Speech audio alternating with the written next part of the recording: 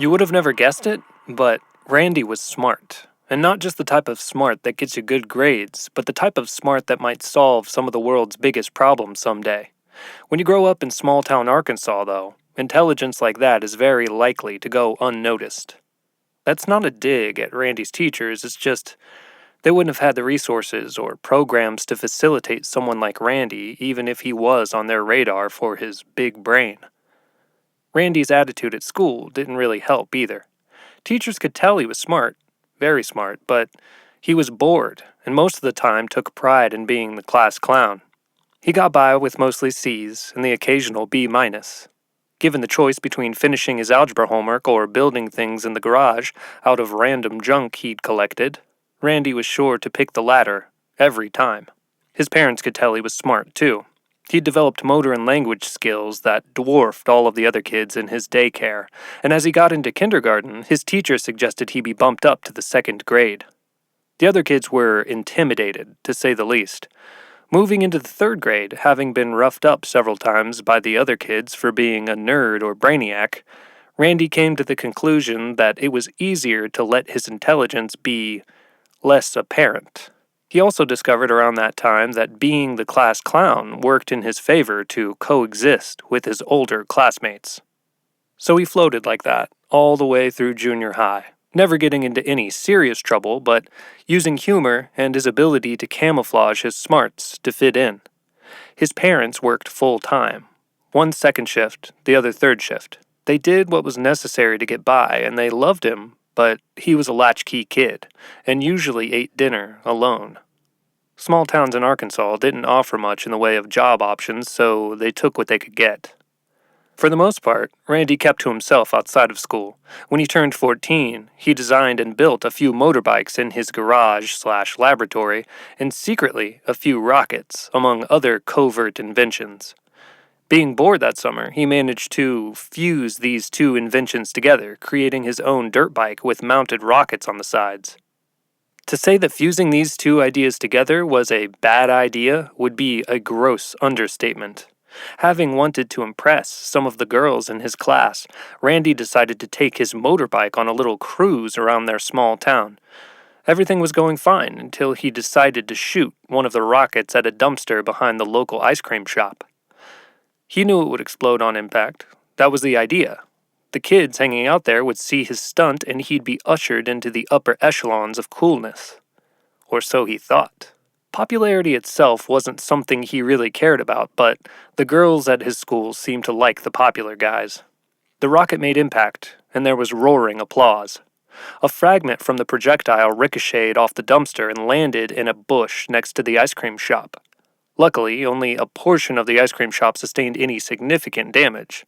In small towns, the fire station is never too far away. Randy spent the remainder of his summer vacation working at that ice cream shop.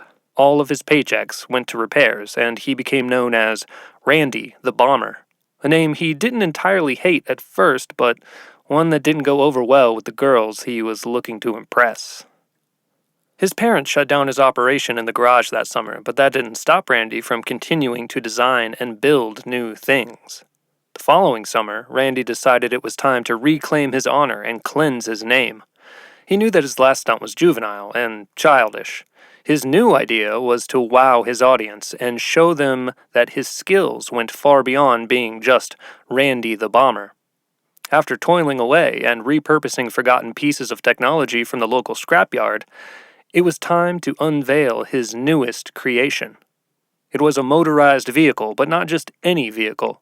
Randy had constructed a motorized horse, one capable of being ridden, and he had every intention of doing so during that summer's local fair. The big day came, and Randy convinced one of his older friends with a truck to give him and his creation a ride to the fair. Along with the ride, Randy also borrowed his friend's cowboy hat. Randy made a point not to unveil his creation until he got there. When he did, he mounted his glistening stallion, and they started to make their way through the fairgrounds. Every head turned as they went by. There were many jaws agape, and several of the townsfolk were snapping pictures. Randy was happy he'd spend an extra evening polishing up the faceplates of his horse, and adding the final touches of the glowing blue eyes. Everything was going according to plan. Randy was clearing his name, impressing the town, and impressing his classmates. Until Walton saw him. He, too, was no stranger to juvenile pranks, albeit more violent ones. Walton, unlike Randy, was more than just a class clown. His pranks usually involved an element of danger, typically at someone else's expense, and he was notorious for being the jealous type. Walton carried a backpack equipped with cherry bombs, stink bombs, itching powder, exploding cigarettes, a slingshot, and a plethora of other items. Among the mischievous things in his bag, there was one item that surpassed the rest. A taser he'd managed to steal from his father, who was ironically a police officer. He hadn't had a chance to use it yet, but when he saw Randy approach on his metal steed, he sensed his opportunity was upon him. Walton slipped the taser out of his bag and into his back pocket as he moved through the distracted crowd. This was one of the best days of Randy's life. He thought he'd surely be back in the good graces of his classmates and the girls he was trying to impress. Walton jogged up beside him. "Hey, Bomber, nice pet." Randy glanced down at him, realized who the remark was coming from, and then looked back up ahead. Walton repeated himself. "I said nice pet." Without looking down at him, Randy said, "Thanks, Walt. Maybe someday I'll let you ride him." Walton fingered the taser in his back pocket. "I doubt that, Bomber." He discreetly pulled the taser out and to his side. Randy looked down at him. "Oh, and why's that? Afraid to ride a horse?" Walton smiled and jammed the taser into the undercarriage of the robot horse. All at once, arcs of electricity pulsed through the machine. There was a loud buzzing and zapping sound, and Randy was bucked off of his steed. The crowd gasped as the horse sparked and buckled. They all backed off, Walton included, making a massive circle. The horse writhed and jolted, its front and back legs kicked and twitched. Then it took off into the crowd. The crowd started to panic as the horse mildly shocked several people. It ran past them, towards the tilt-a-whirl ride set up just down the street. Luckily, no one was riding when the horse slammed into it. Everyone who would have been was in the crowd to see the dazzling horse machine. Old fair rides are often powered by gas. This one was no different. As the electrified horse hit the gas tank next to the tilt-a-whirl, it exploded. It wasn't a massive explosion, but one large enough to do significant damage to the ride and the food truck that sat next to it. To Randy's great relief, the man who was operating the tilt-a-whirl and the food truck worker had both left their posts to marvel at his horse. The outside of the tilt-a-whirl was made of fiberglass. Part of that fiberglass was turned into a viscous liquid and wrapped around the mechanized stallion. Its front left leg was blown off along with its head. The dripping, sparking, mechanical abomination ran for a few feet and then slowed significantly. Then it sparked a few more times and collapsed. Luckily, there was already a fire truck on site, as was tradition for the fair. Randy's stunt was in the newspapers, and not just the local newspapers, but some of the national ones as well. The papers and his classmates made a new nickname for Randy, the Electric Cowboy. It quickly became something he hated. The ride and the food truck stand were both insured, thankfully, but Randy's parents made him work to help pay for repairs all the same. Ironically, at the ice cream spot, he had caught fire previously. The entire town knew it was an accident, and the fair workers decided not to press any charges or get the law involved too much. This was a huge relief to both Randy and his parents. Randy's parents were concerned. He had become notorious, not in the way he wanted, and he figured his chances at getting in the good graces of his classmates were over. So he considered his options and decided that for the remainder of his high school career, he'd keep his head down and focus on himself. His last bit of high school was mostly spent at the library, where he read many books and tried to keep as much attention off of himself as possible. The librarians kept a close eye on him at first, but after enough time passed, he became an accepted regular. One night, after school and his trip to the library, Randy and his father had an unexpected conversation. His father called into the living room from the bathroom where he was getting ready for work, a week after the incident. "Randy, can we have a talk real quick?" Randy sank in his chair. His mind raced for a moment, thinking of his week. Had the school called? He thought. He didn't remember doing anything out of line or anything that would have gotten him in trouble. His dad walked into the living room and clicked on the overhead light. Randy clicked off his reading lamp. "Your school called today." Damn, Randy thought. He had apparently done something. Randy closed his eyes and sighed. His dad continued. "You're not in trouble, bud. Actually, your school called and had some good news. Some really good news." His father sat down and smiled at him. "They said your grades have all skyrocketed, and not just a little bit, but a lot. A whole lot, like you're a different kid." Randy thought about it for a moment. He honestly didn't mean to draw attention to anything in his life, but in his act of burying himself in books and schoolwork, he had inadvertently done so. "Yeah, I've been kind of just doing book stuff. I don't really, well, after everything that happened and all the other kids and, yeah, I don't know, Randy trailed off. His father kept smiling. "We always knew you were smarter than you let yourself be.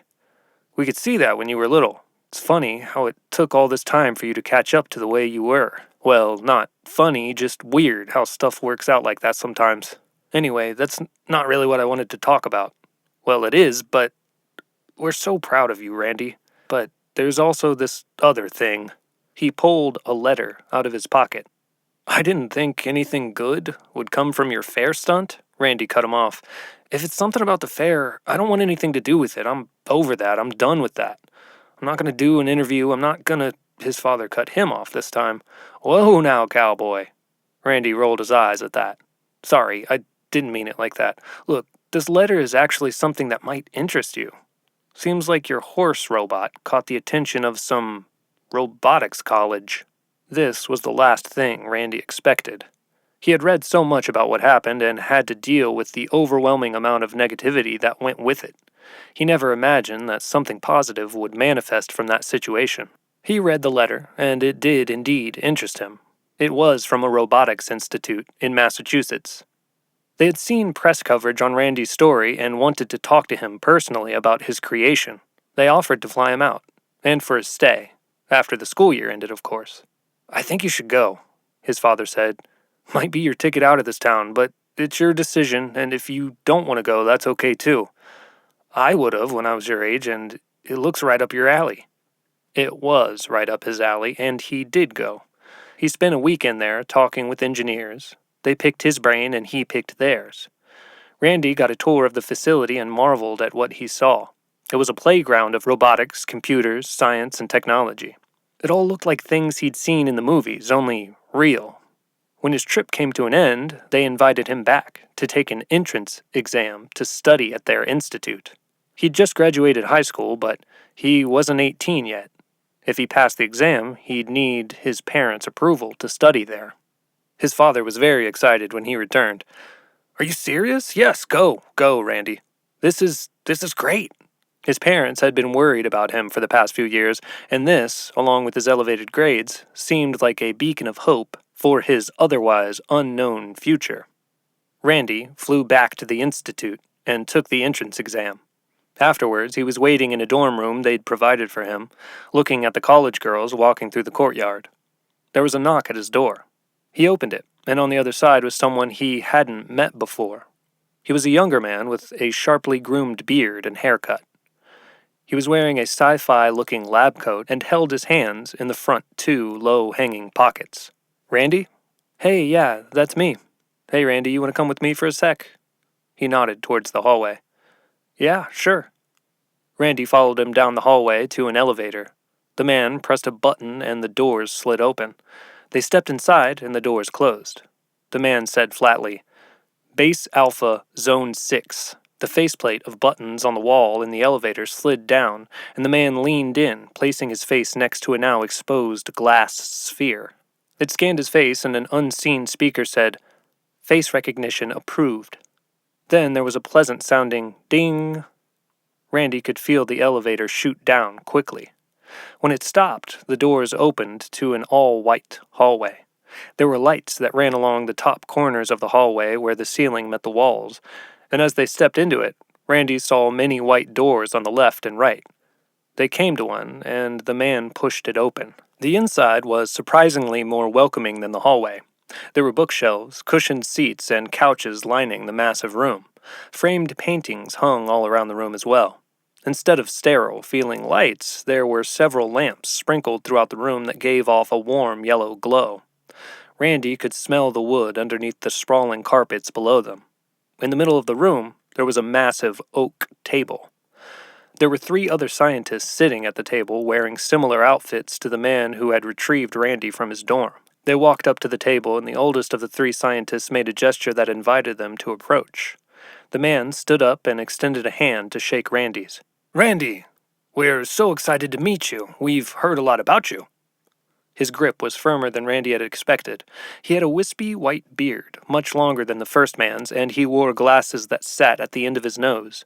The other 2 scientists stood up, and he shook their hands as well. One was a younger woman, maybe in her 20s, and the other looked similar to the man that had fetched him, only he had longer, thinner hair. All 3 wore similar white lab coats. Randy sat, and for a moment the older scientist looked over some paperwork he had lying on the table. "I'm going to be blunt with you, Randy. I don't want to waste your time, and I certainly don't want to waste ours. Did you cheat?"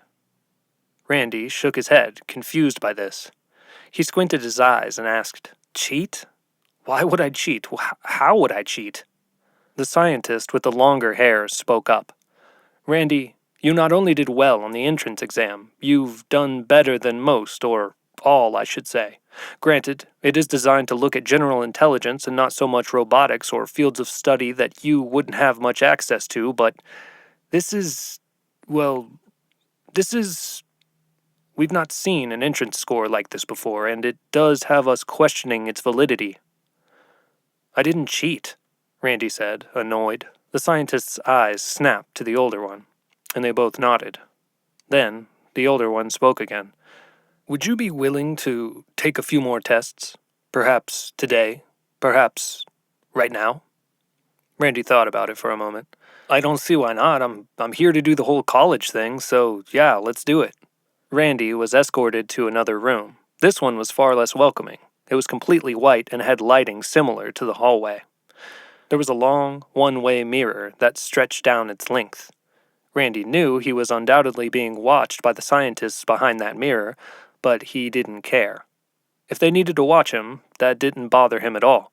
He'd taken tests with half his class whispering rumors about the electric cowboy and Randy the bomber in the past, and this felt no different. Better, actually, because he couldn't hear the whispers.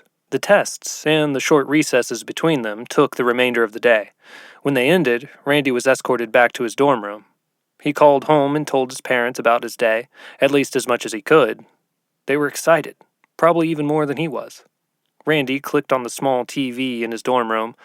A classic black and white movie was on, one where robots were coming down from space tormenting the Earthlings. He drifted off to sleep. He awoke the next morning to another knock at his door. It was the same scientist from before, and once more, he escorted Randy back to the subterranean oak table. The 3 scientists were there again. This time, they sat with even more papers in front of them. "Have a seat, Randy," the older scientist said as he approached the oak table. He did, and for a moment there was silence as the gray-bearded man thumbed through some of the papers in front of him. He looked up over the glasses that sat on his nose. "Again, I'll be blunt. Randy, you're a genius. In all of our years here, we've seen very few others exhibit this level of intelligence." Randy was confused. He knew he was smart, but never had anyone told him he was that smart. "We'd like to invite you to study here, and not just at the college or our main labs. We'd like to invite you to study with us in the Alpha department. It's separate from the main institute. Of course, there will be a few prerequisites you'll need to go through first, but if it is something you're interested in, we'd like to welcome you to our special technology sector." Excitement ran through Randy. He felt like he was being asked to join up with some kind of secret allegiance of superhero scientists or something, not to mention the access to tools and technology he'd have. He was already thinking of the things he might create. The older scientist continued. "Of course, there are many things that will require your absolute discretion, the nature of our operations and research.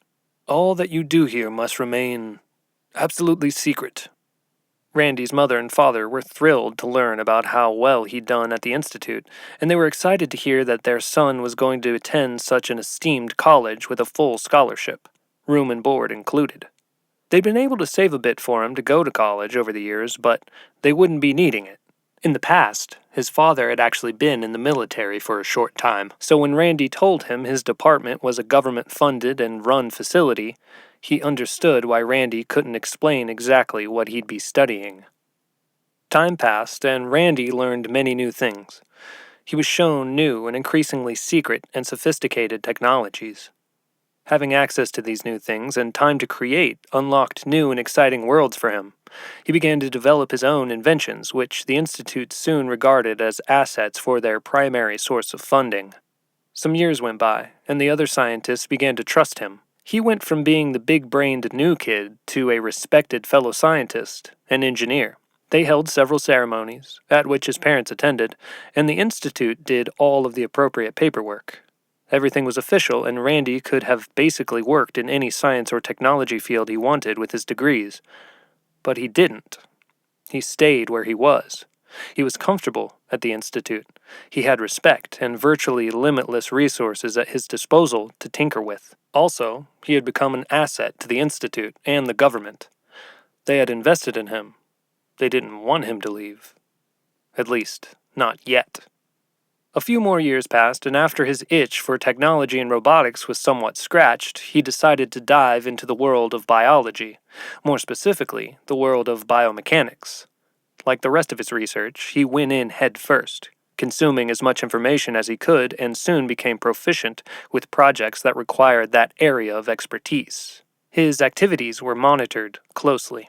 He'd usually be pulled into the oak table meeting room every few weeks to be briefed on a new assignment. So when he got the call to head in, he considered it another day at the office, the deep, secret science office.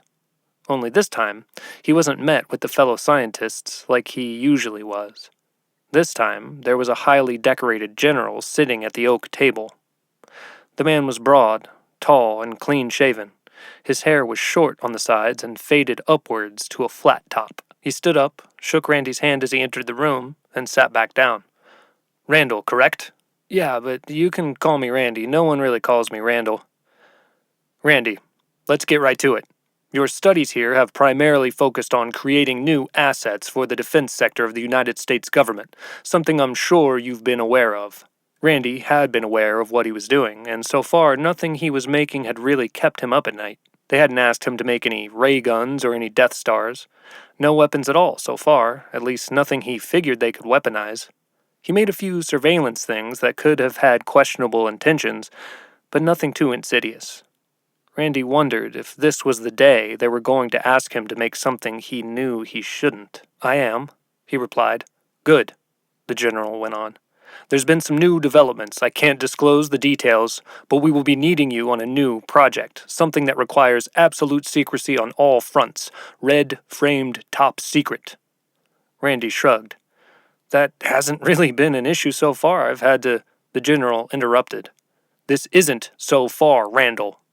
Randy, this is something that will require you to pledge to another level of secrecy entirely. A line of research that must remain secret to even your current fellow scientists. Is that understood? Randy thought about it for a moment. Agreeing to be a part of the secret world in the first place had yielded results beyond his wildest dreams, and he was curious as to how far the rabbit hole would go. He replied, Understood. The general looked at him directly in the eyes for a moment, staring into his pupils, into his soul. Some years had gone by at the Institute, and as far as Randy knew, his research had taken place deep underground, beneath the facility, on the bottom or some of the bottom floors. The next morning, when Randy was greeted in his room and escorted to the elevator, he was surprised to find out there were floors below his lab, deeper beneath the Institute. The rabbit hole did indeed go deeper than he imagined. At first, he was excited about the new projects. The few other scientists he worked with seemed to be as well. Their tasks were complicated, but they offered new and interesting challenges, fusing nanotechnology with lab-grown tissue, augmenting synthetic tissue with biomechanical implants, Biomechanical experiments were Randy's current passion, and they must have known that. Based on his history, they knew he'd fit right into these assignments. Everything was going great, and Randy was filled with a sense of wonder again, unlocking a broader and deeper world of science. It was another layer to his science fiction fantasy that had become reality. But he knew that there was more to what he was being shown and allowed to explore. A week went by, and for a second time, Randy was summoned to meet with the general. This time, they met in a much smaller white room, one similar to the one he had taken his entrance exam in. It, too, felt sterile and intimidating. "Randall, we're impressed with what you've done so far." "It's just Randy," Randy insisted. "That's right, Randy. I'm glad you're thriving down here. We knew you would. Now, Randy, I'd like to offer you the opportunity to work on something you've never worked on before. Live specimens." Randy raised an eyebrow at this. "I have worked on live specimens." "Not like this, Randy. You've worked on a much smaller scale of live specimens. These specimens would be much larger and much more intelligent. Chimps." Randy's face looked disgusted. The general continued. "It's not like you think. You'll be using the technology you've been working on to enhance these animals and enrich their lives. That doesn't sound too bad, does it?" He considered it. "No, it doesn't, actually. I'll be healing these animals?" "Precisely. Only you won't just be mending them. You will be augmenting them." Randy agreed to move forward with the animal experiments. The next morning, he went to a new lab, and a plexiglass cube with circular breathing holes was rolled in. Inside, there was a chimp that was missing both of its arms. It was bouncing up and down in the cube and didn't seem to be particularly distressed, more so playful and interested in the lab it had just entered. The sight of the chimp was jarring to Randy. He expected to be working with animals that needed skin grafts and potentially some prosthetic limbs. This felt extreme. He already knew what they were going to ask him to do before they asked it. He'd been working on biomechanical arms the past week, and they undoubtedly wanted him to graft a pair to the chimp. After it was sedated, he and his new lab partner did so in a few hours. Everything seemed to be successful. The chimp's arms were perfectly implanted. It could grasp objects and passed a plethora of endurance and skill tests after the operation. The following day, another plexiglass cube was wheeled in for him and his partner. This time, the chimp inside was missing the lower portion of its left leg, and half of its head was caved in, including its left eye. This chimp seemed much more lethargic than the last, and Randy was starting to wonder where these injured chimps were coming from. His partner specialized in neuroscience, a field he was currently exploring but was excited to learn more about. He soon found out that his new assignments would offer him that opportunity. After 2 days of designing the prosthetic that would fit onto the chimp's leg and the device that would restore its vision, they were ready. The majority of those 2 days was spent creating the piece for the head that would graft to the chimp's brain and facilitate a functioning eye. To Randy's surprise, the brain of a sophisticated robot didn't seem too different from the brain of a chimp. The animal was repaired. Again, another grand success. The experiments continued on like this for a few weeks. Each new chimp had a more complex problem than the last, and as time passed, there seemed to be an increasing number of them that required Randy and his partner to build biomechanical devices that interacted directly with their brains. All the while, Randy's suspicions grew. He began to think that the Institute wasn't just rounding up a bunch of chimps with brain injuries to have them mended out of the kindness of their hearts. He was also questioning where they were coming from and how they'd been injured in the first place. Some of them had blunt force trauma, and others appeared to have limbs and pieces surgically removed. Randy quickly realized that these animals weren't products of the wild that had come under unfortunate circumstances. They were strategically injured in ways that would test he and his partner's skills. He didn't like that. Randy knew that all of his research and work had been under their critical surveillance for the past few years, but this was different. They were testing him again, and in a macabre way, at the expense of his morals and the safety of the animals he worked on. He decided he would work on one more chimp, for the general's line of projects, and then he planned to back out. Randy was done experimenting on mutilated animals. He didn't know how he was going to do it, but one way or another he was going to tell the general that he wanted out. As he sat in his lab, thinking of how he was going to contact the general, so far all of their communication had been one way, the phone rang. His need for pondering was over. The general's voice barked out on the other end. "Randall, I'll be in your lab tomorrow with a new assignment. Be prepared to operate at 0800 hours. Before he could correct him again for calling him Randall and begin to tell him he wanted to get off the line of experiments, the general hung up. Randy couldn't get to sleep that night. His room felt small and stuffy. Working underground with synthetic sunlight felt odd sometimes. A lot of the time. The light was as real as the devices he was implanting on the chimps. It worked, but it wasn't real. He wondered what kind of experiment awaited him in the morning, and why the general insisted on being there for it. Wasn't a full report enough? Randy thought. It was unsettling, but eventually he drifted off to sleep. He and his partner were in their lab in the morning early enough to prep for surgery. They had no idea what kind of surgery they'd be doing, but the general had barked, "Be prepared to operate," on his phone call. 0800 hours came, and the general walked through the sliding glass doors into the lab. They were expecting him to wheel in a plexiglass cube holding a disfigured chimp. Instead, he wheeled in a long, black tube that sat horizontally, hovering above a stainless steel table. Randy was surprised at the general's expression. It looked happy and almost excited. He wheeled the tube over to them and spoke. "Good morning, gentlemen. The specimen in this chamber isn't like the ones you've been working on before." He tapped on the top of the tube, and the black where his finger made contact disappeared. And slowly, the rest of it blurred from the tube as well, making the entire thing clear. Beneath the glass, to Randy and his partner's shock, was a man. He was alive, but appeared to be unconscious and barely breathing. The general tapped the glass again, and holographic readouts of the man's vital signs appeared on the glass. "This soldier's been out for some time. He's basically a vegetable and hasn't been," Randy interrupted. "I can't do this. I won't do this. Chimps are one thing, but experimenting on humans is another thing entirely." He pulled off his purple latex gloves and dropped them on the ground. The general watched them hit the floor and then looked back up at Randy. "There's nothing to lose, Randy. He's been given no hope of coming out of this. He eats through a tube, and he's been like this for months." Randy looked down at the man again. He wasn't much older than he was. His chest moved very slowly with each breath, and he had stitches across the top of his forehead.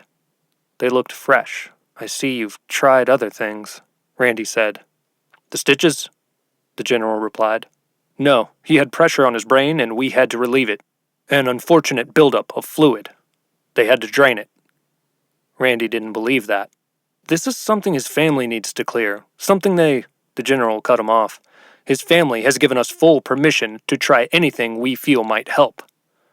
Randy wasn't sure he believed that either. The general saw the skepticism on his face. "What's the alternative? You refuse, and he goes back to laying in a tube, sucking food through a straw, mother at home wondering if her son will ever wake up?" He thought the general did have a point. Regardless of how this man had come into his current state of being, he didn't have many options. Randy looked over his vitals and bio readouts. He was indeed in a legitimate vegetative state. The general reached into a drawer on the side of the table and pulled out a black box. He opened it and pulled out a very small black square. "This is something we've been working on. We'd like you to integrate it into his frontal cortex. There's been a lot of brain damage, and this may serve to stabilize his brain activity once he's back. Another group of our scientists designed it." Randy took the square and held it up to the light. There were hundreds of small metal prongs that lined the sides. They were about the width of a needle. It was a darker black than Randy had ever seen. It looked like a square void in his fingers. "Where are these other scientists?" Randy's partner asked. The general waited a moment before replying. "There are many layers to this facility." He meant this more as a metaphor, but the physical dynamic of the statement was also true. They work on another branch of operations. Their areas of expertise are things like this." He nodded towards the chip. "And what is this, exactly?" Randy asked. The general made it perfectly clear that that information wasn't going to be disclosed. "I told you already, it's something we've been working on. That's all you need to know about the device. Rest assured, it's meant to help this man recover and resume his life as it once was." Randy had been skeptical before, but he was sure that that statement wasn't true. His partner spoke again. "So we're not allowed to know what it is, but you want us to put it inside this man's head? I'm not comfortable with that." Randy looked at his partner and then back to the general. "We're not comfortable with that." The general pursed his lips and closed his eyes. He took a deep, audible breath and opened them. He knew there was no use trying to pull the wool over their eyes about the chip. "I have no doubt, given enough time with this device, the two of you would figure out what it does, probably pretty quick. Neither of you are stupid. You've proven that, so I'll be direct. That chip is a matter of national security. I can't tell you exactly what it does, but I can swear to you that it isn't designed to hurt anyone. Like I've said, and all I can say, this device is meant to enhance the recipient.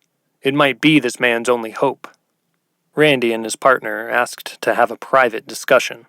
They knew that all of their discussions were monitored in the lab, and this one wouldn't actually be private, but it helped them to focus and come to a decision by having the general leave the lab for a bit. After some time, he returned. "Shall we move forward with this, gentlemen?"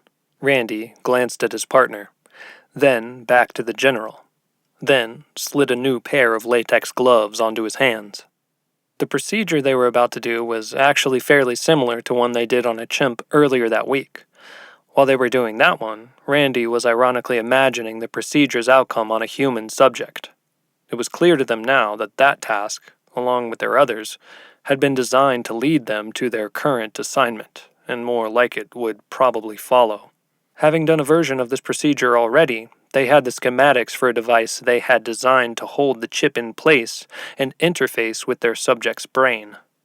They made an extra one after making the first, per the request of the Institute, and now it was all too clear as to why. The chip they implanted in the chimp earlier that week was one of their own design, one they were comfortable integrating and analyzing after the procedure. This new one was a dark, mysterious square that held seemingly nefarious intentions. The glass tube was open. Randy and his partner had attached all of the appropriate life support systems that he'd need while being operated on. They both were wearing sophisticated glasses that could shine bright beams of light directly where they were looking for the operation. The glasses also projected directions, incision information, and appropriate tool suggestions. Their peripheries were a constant readout of the patient's vitals. Randy used a small handheld laser to reopen the incision that ran along the top of the man's head. The flesh around the wound sizzled and instantly cauterized. His partner handed him another small laser. This one was designed to cut through bone.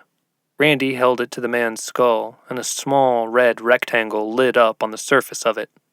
The light disappeared, revealing a hole in the same rectangular shape. The man's brain was exposed. Randy was sweating. This wasn't a chimp. This was a man. The level of anxiety he felt was far beyond any he'd felt from subjects before. The general was standing in the lab not far from the operating table. He was now wearing a lab coat and medical mask that matched Randy and his partner's. The tablet he was watching was a live feed of what they were seeing through their operating glasses. After some time, Randy and his partner successfully implanted the mounting device for the chip. All that was left to do was insert it. Randy clasped it in a pair of small tweezers. He looked at his partner. They nodded, and then he carefully placed it into the mounting device. To his surprise, it snapped in, like a magnet, snapping to a metal surface. The edges of it began to glow white, and a strange symbol appeared in the middle, one that neither of them recognized. The man's eyes shot open, and he took a deep, loud inward breath. He looked at Randy and tried to lunge upward off the table, but his arms and legs were strapped down at the wrists and ankles. His back arched, and he let out a bellowing howl that sounded like a wounded coyote. Randy backed up quickly and looked over at the general. He pulled down his mask and yelled over at the two scientists. "Everything's fine. This is something the other scientists said would happen." Randy looked at his partner. He had backed up against a nearby stainless steel table and was breathing heavily. They could see in their glasses that the man's heart rate had increased to almost heart attack levels, and his breathing and other vitals were off the charts. They would need to sedate him before they could close the incision. The man on the table was flailing violently now. Blood was pouring from his head where they had inserted the chip, and he continued to howl. His eyes were bloodshot and looked almost completely red. Then they began to flash green, as if there was a light inside of them, pulsing. There was no time to waste. Randy grabbed the syringe that would sedate the man and moved towards him. He leaned in, meaning to stick him in the neck, when one of his arm straps broke. He grabbed Randy's hand with a strength that felt inhuman. Randy dropped the syringe. "Damn it," the general called out. He clicked a button on the side of the tablet and yelled into it. "Terminate Alpha Chip 16. He looked back at Randy and his partner. The man still had Randy by the arm and was pulling him closer. The general repeated the command. "Terminate Alpha Chip 16. Still, nothing changed. Randy's partner, in a panic, grabbed one of the surgical lasers that was lying on the table behind him. He turned it on and gashed the man's arm with it, cutting it to the bone. Blood splashed across Randy's face and all over the operating table. The man's heart rate shot up even higher, and all of a sudden he stopped flailing and fell limp. One solid, steady tone rang out from the table. He was dead. "No!" Randy yelled. He began chest compressions, and his partner quickly tied off the arm above the gash he had made and began to pump blood into him. Randy kept up the chest compressions. After a few more seconds, his partner prepared a syringe of adrenaline and shot him with it. The general watched from the other side of the room, speaking into his tablet. Just as the plunger was going down on the syringe of adrenaline, the man began to breathe again. Randy and his partner were sweating and breathing heavily as they looked at each other with shock and relief. His partner began to mend the arm he had gashed, and Randy went to work closing up the incision on his head. The general walked over just as Randy was making his final swipe with the laser tool, closing the last bit of the man's head. The subject had stabilized, and Randy was furious. He locked eyes with the general and said, "I'm done. I want out. This is not what I signed up for." "What you signed up for?" the general replied. "You didn't sign up for anything. We found you, Randall. We've given you everything, and now that you do a little something for us, you want to leave?" They stared at each other in a tense silence. Then the general continued. "Fine. You'll be discharged in the morning. Clean this lab and gather your things." The general walked over to the man on the table and pushed Randy's partner aside. He waved his hand across the surface on the side of the table, and the black glass tube encased the man again. It began to float above the table as he rolled it out through the glass doors. Randy looked at his partner and said, "You should go. I don't trust them. You shouldn't either." He lay awake that night, thinking of what had happened in the lab. There were so many questions. Who was the man? What was that chip? Who made it? And what had it done to him? He felt gross and used. All of this time, they had been using him. He knew they were educating him for a purpose and keeping him there for their own gains. But had he known to what end, he would have left on his first day. Thoughts of his mom and dad popped into his mind. He hadn't seen much of them over the past few years. Time flew by at the institute, and he had been buried in his research. He was excited to see them again. Eventually, Randy's anxiety and stress from the day faded. He actually felt at peace, and his eyelids began to feel heavy. When he did fall asleep, he didn't dream. There was only black. When he awoke, he was confused to see black still. His room was dark, but it had never been pitch black. He reached out slowly above him and felt a cold, smooth surface. It arched all around his body. Then it hit him, and he understood what was going on. He was beneath a black glass tube, like the one the general had brought in, that held the man he had operated on. Panic filled him. He pushed on the glass and yelled out. Nothing happened. There was no reply, just darkness. All of a sudden, a circle of light took shape above him in the darkness, and then the entirety of the glass around him went clear. Randy was in a room he didn't recognize.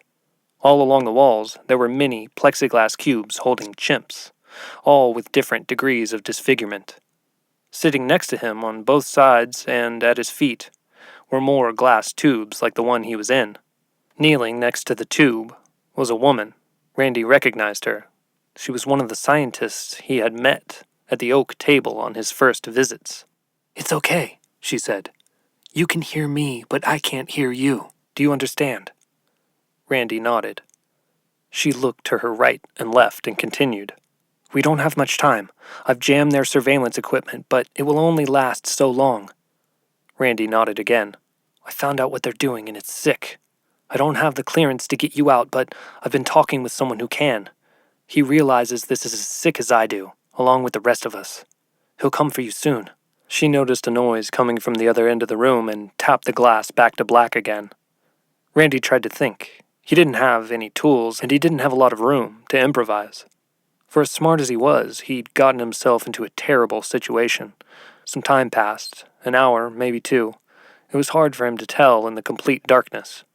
All he could hear during that time was the occasional scream or hoot from one of the chimps that surrounded him. If the people in the other tubes were calling out, their screams were muted by their glass prisons.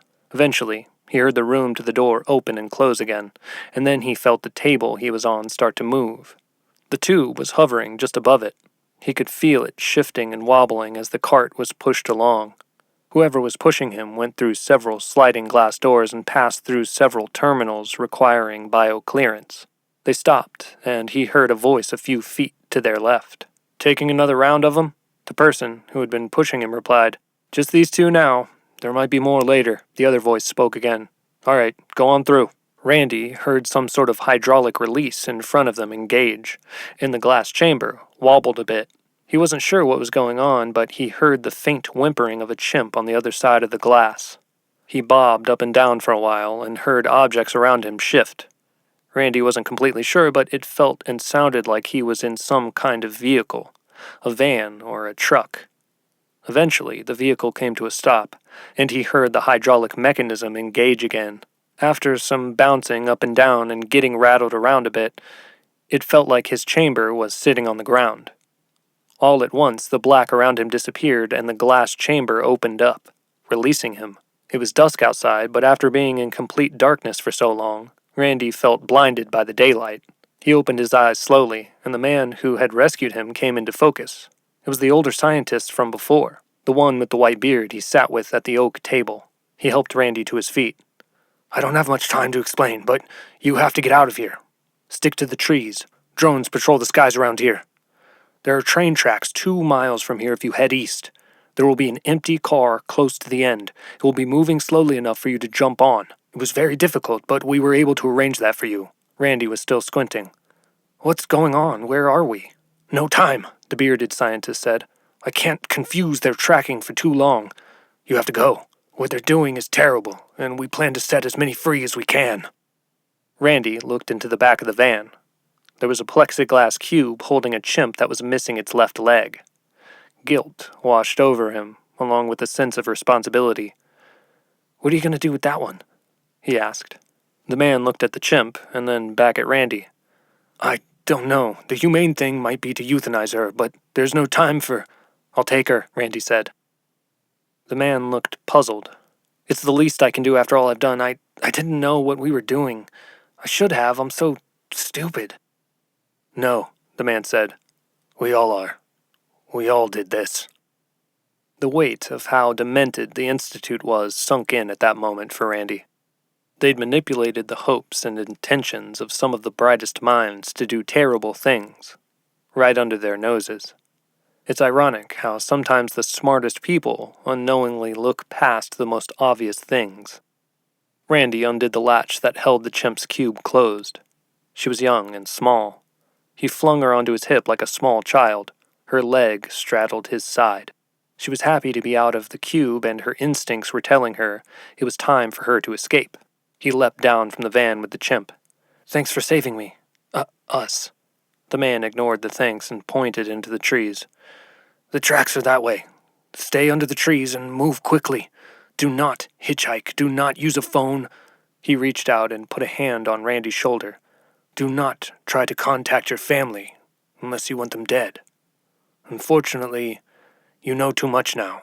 We've set things up to make it look like you've escaped. Well, you have, but we're making it look like you did so differently. We're giving them a false trail." The gravity of what was happening started to sink in for Randy. The man looked at the setting sun gravely and said, "Don't give them a way to track you. They'll be looking for you, and if they find you, they'll kill you." He looked back at the trees and said, "Now go. Your train will be passing by soon. I have to leave before they catch on to me." The man got back in the van and sped away. Randy looked into the trees and then down at the chimp. "Ready, girl?" He could hear another vehicle approaching in the distance. Randy tightened his grip on the chimp and ran into the trees. The man was right. The train tracks were about 2 miles from the road. When they approached, Randy waited in the tree line at the edge of the tracks. If there were drones overhead, he didn't want to give them any opportunity to spot them. The train approached. As it roared towards them, he was worried that it might not slow down enough for them to jump on. To his relief, about halfway through, passing by, he heard the brakes engage and squeak. The train was slowing. They waited and watched the train cars go by, slower now. The sprawling graffiti on them became more legible as it slowed. The final car was approaching, and as it did, Randy could make out a line of graffiti that was surely meant for them on the car in front of it. Safety. And, underneath that, this car. Both messages were in graffiti font and would have blurred into the rest of the writing on the cars if he hadn't been looking for what car to jump into. Randy pulled the chimp close and ran to the car. There was a latch on it that looked like it could be opened. He sat the chimp on the small platform attached to the train car and went to jump on himself. His foot slipped on a rock that was jutting from the ground, and he almost fell. As he regained his footing, the train started to speed up.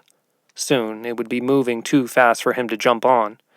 He had to act fast. In desperation, he leapt onto the last train car, right on the back of the train. He figured it was better to get on the wrong car than not on the train at all. His new companion was waiting patiently while Randy shimmied along the edge of the last train car. He slowly made his way along its edge and eventually over the gap that connected to the second-to-last car. He made it to the car she was on. He flipped the latch and they went inside. It was still a bumpy ride, but far less chaotic than on the outside. For the most part, the train car was empty. Then, Randy noticed a box sitting on the floor near the door on the other side of the car.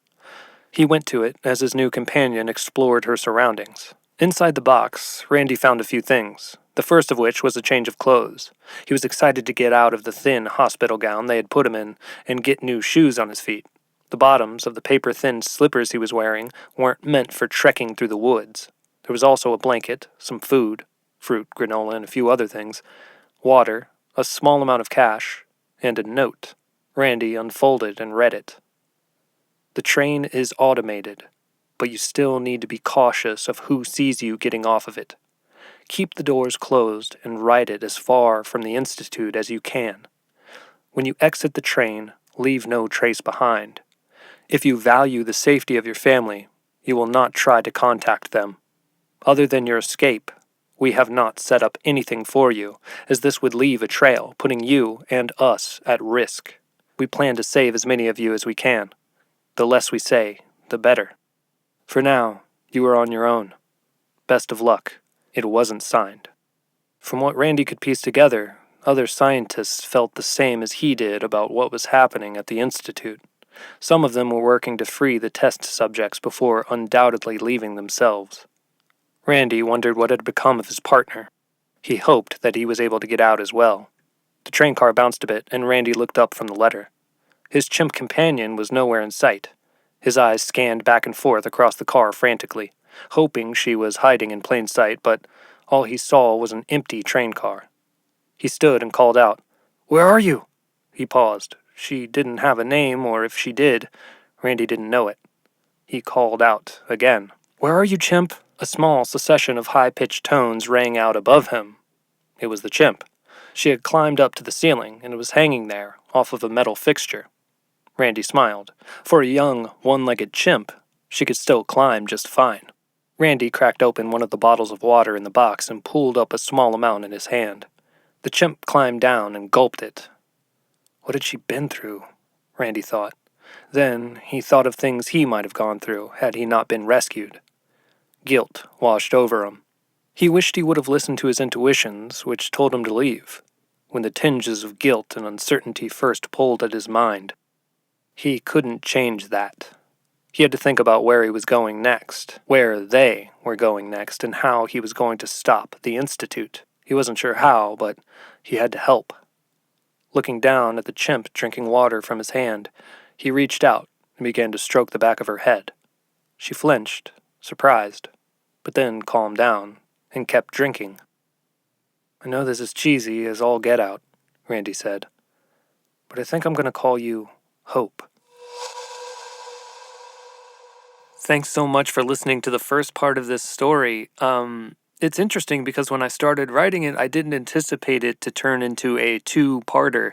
But as I was developing the story and coming up with new ideas and things that should happen, I realized that it was getting pretty long. And just for the sake of keeping each episode at a manageable length and not blasting you with too much information all at once, too much of the story all at once, I decided to split it into two parts. So stick around for part 2. It will be out very soon. If you're listening to this in the future, it's already out, and it'll be the next episode on my feed of stories. If you'd like to support the podcast, leaving a rating or a review goes a really long way. Also, just telling your friends and family that you found these stories and you're enjoying them goes a really long way as well. I also have a Patreon at patreon.com/strangewhispers. You can get access to early episodes, exclusive content, and a bunch of other stuff over there. However you support, I cannot thank you enough. I'll see you for the second part of this story. Until then, keep creating.